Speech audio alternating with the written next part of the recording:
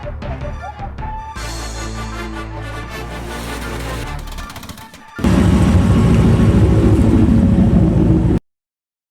so what's going on, guys? So in today's video, I'm going to cover some of the mods that I've done over the years to my Fusion and how they've held up.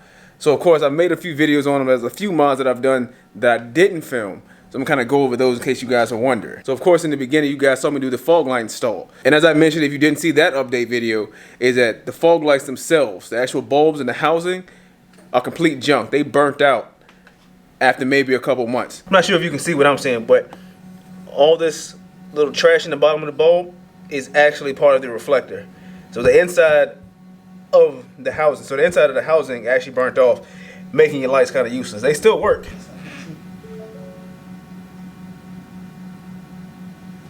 Like, so the bulbs still work, but because the housing is completely destroyed, they have no light output.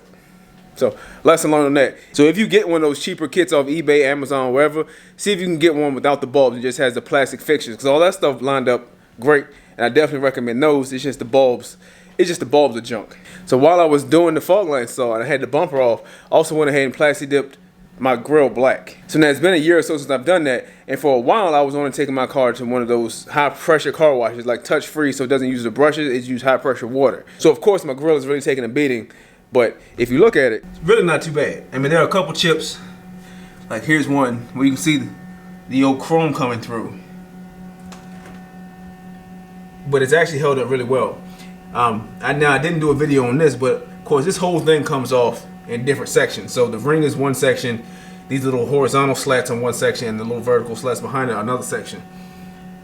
I also did my Ford emblem, and for the front, I just left the whole thing except this outer ring black.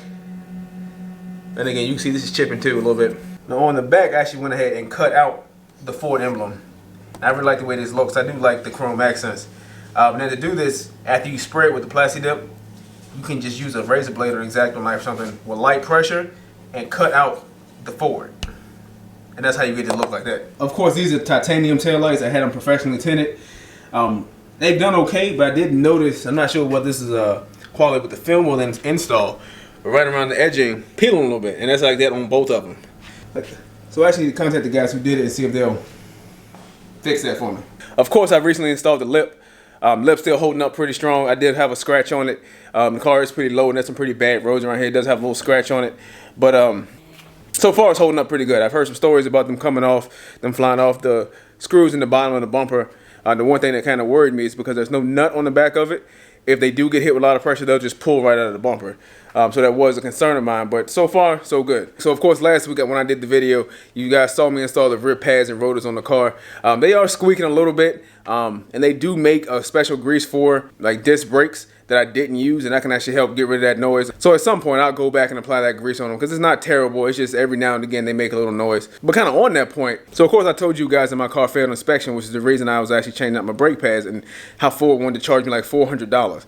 They also told me that part of the reason my car failed was because my running lights were out and my headlights. Now my running lights have been out, at least one of them has been out for a couple years now, and I've taken it to the same dealership and they've passed it. I'm not sure why all of a sudden this is an issue. So they wanted to charge me, of course, $400, over $400 for the rear brakes, but they wanted to charge me $200 to install these running lights. They said because the bumper has to come off.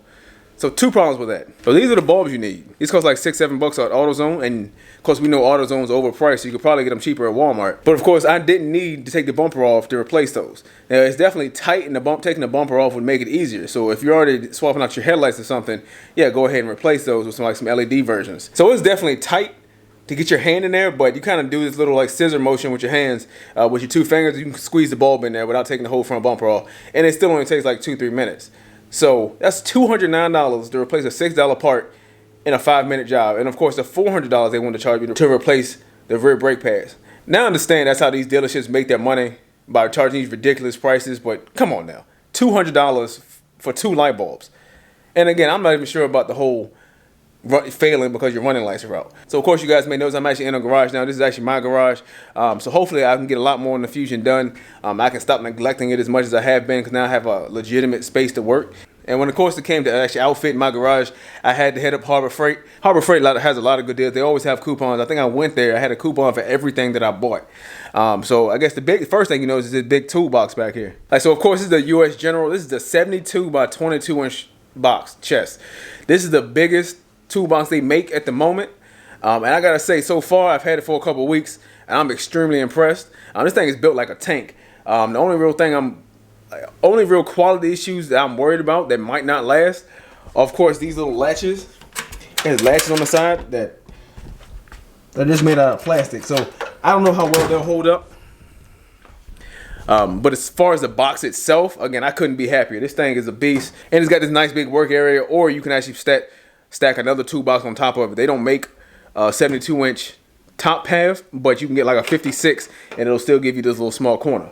So of course you'll see that these little harnesses here, these actually went to some Barina T5 lights I got off Amazon.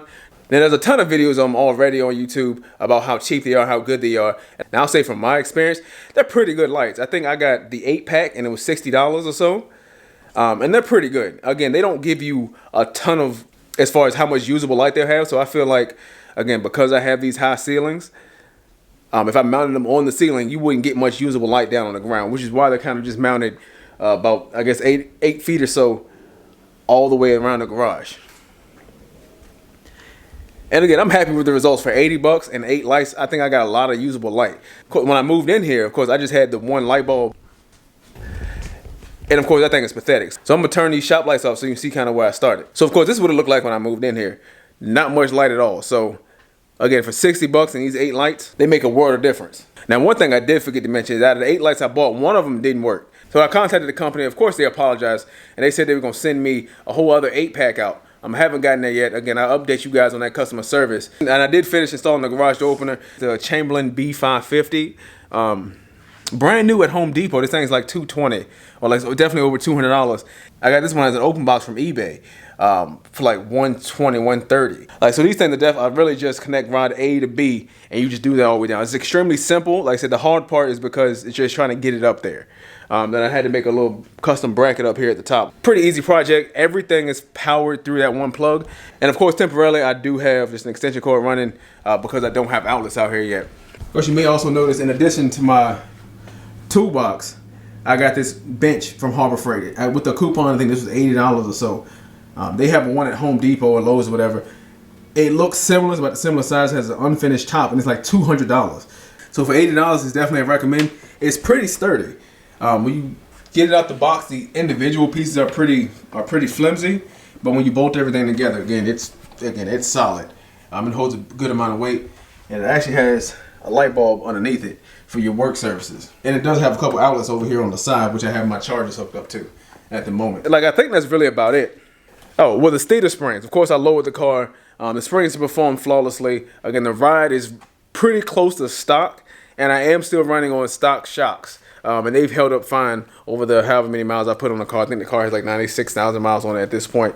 So again, the stator springs, recommendation, Plasti-dipped in the grill. So it's a cheap mod, I guess, if you want to do to it. It definitely helps the look of the car.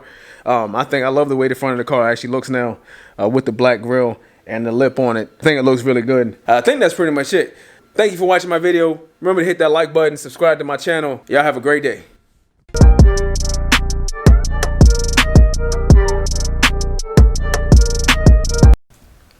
Alright guys, so I got a quick rant. So I'm installing my garage door opener. I need to get like a piece of 2x4 so I can mount the bracket that actually holds the opener up above the door.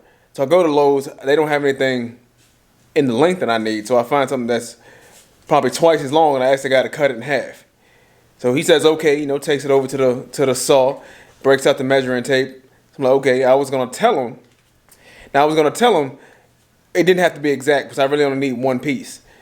Now, I don't know whether he read my mind or what happened, but this is what I got. So look at this. So he measured these. He pulled out a measuring tape. He probably could have done better just by eyeballing it. And just for the record, they are sitting on the ground. But my thing, I'm not mad, but like, how was this even possible? Like, what was he measuring? What was the tape for? Was it just for show? Like, I don't know.